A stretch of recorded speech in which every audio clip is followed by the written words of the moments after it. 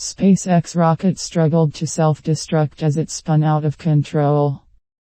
In an update on the first flight of the most powerful rocket ever, Elon Musk offered a timeline of what went wrong while staying optimistic about forthcoming launches.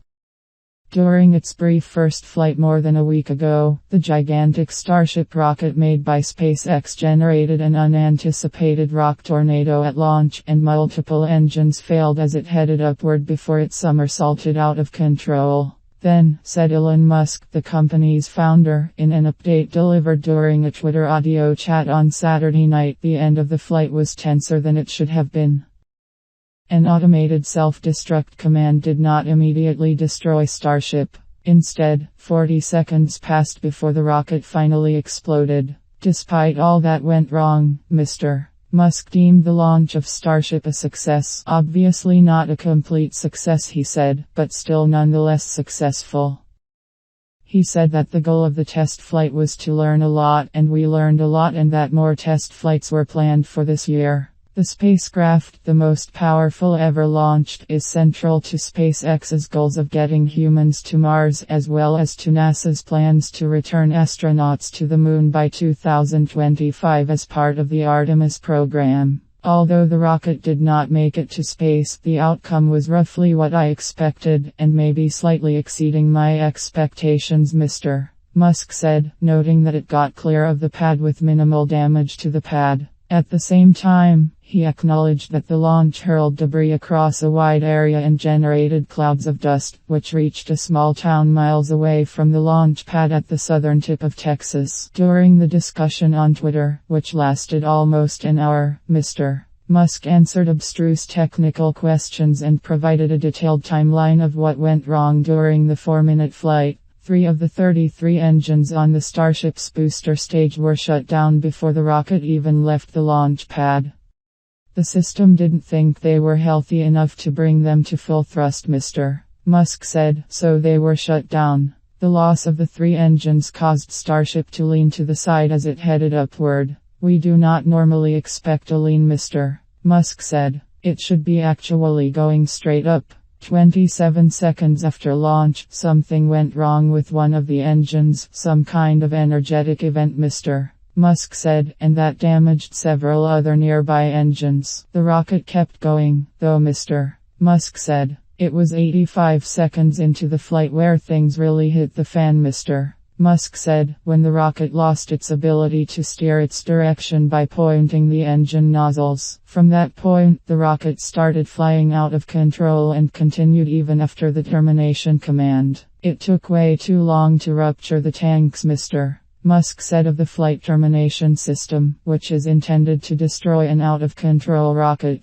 The delay did demonstrate the resilience of the rocket, which stayed intact as it tumbled. The vehicle's structural margins appear to be better than we expected, Mr. Musk said. For the next launch, more explosives could be added to ensure that the rocket explodes immediately if flight termination is necessary, he said. The other unexpected surprise was the shattering of concrete beneath the rocket at launch. The thrust of 30 engines unexpectedly generated a rock tornado that scattered debris across hundreds of acres and generated a giant dust cloud. Continue reading the main story. Basically a human-made sandstorm, Mr. Musk said. But we don't want to do that again. Instead of the rocket's 33 engines firing directly onto the concrete below the rocket at liftoff, a large water-cooled steel plate will be installed. Mr. Musk said the plate was not ready for last week's launch. He said the next rocket and repairs to the launch pad would be ready within 6 to 8 weeks. However, the Federal Aviation Administration, which regulates rocket launches, is investigating the events of the first launch and will have to be satisfied with SpaceX's adjustments and improvements before allowing another Starship flight.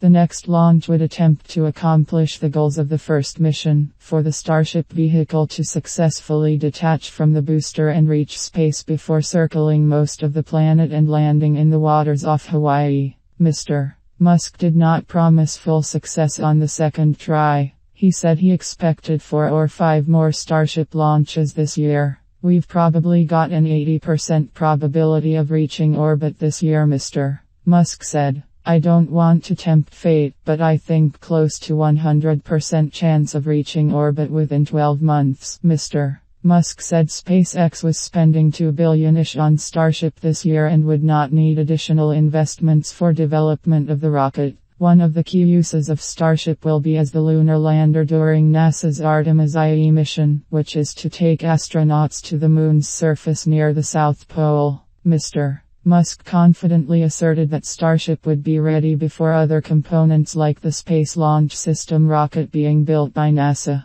We will not be a limiting factor at all, he said. He also emphasized the technical challenges that SpaceX is attempting to overcome in producing a giant spacecraft that can be rapidly reflown repeatedly, something more like a jetliner. This is certainly a candidate for hardest technical problem done by humans, Mr. Musk said. Starship exploded, but SpaceX had reason to pop champagne anyway. The 4-minute flight ended in what the company called a rapid and scheduled disassembly, meaning it blew up. But there was much to learn from the flight, the latest step in SpaceX's explode as you learn approach. It doesn't take a degree in aerospace engineering to know that, ideally, rockets aren't supposed to blow up.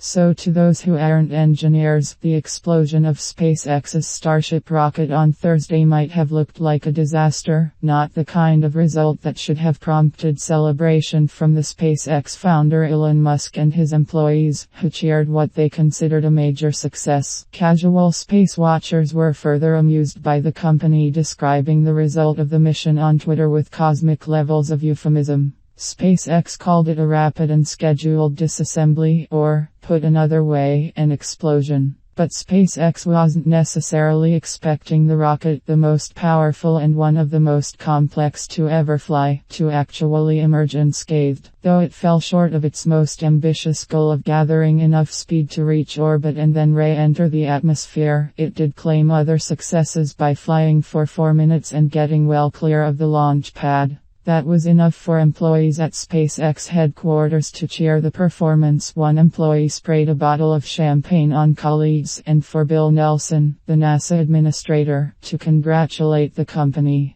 Daniel Dumacher, executive director of the American Institute of Aeronautics and Astronautics, said that SpaceX is accustomed to airing both its successes and failures, like it did when it first tried to land Falcon 9, the rocket that is its current workhorse. Many of those attempts ended unsuccessfully. They put them out there for everybody to see, Mr. Dumacher said. And that's great. In fact, I applaud them for that because it demonstrated how hard some of this stuff is. Big NASA programs like the Space Launch System that the government agency used for a launch to the moon in November are generally not afforded the same luxury of explode as you learn. There tends to be much more testing and analysis on the ground, which slows development and increases costs to avoid embarrassing public failures. Government programs are not allowed to operate that way because of that, because of the way we have all the stakeholders being able to watch over and tell you no, Mr.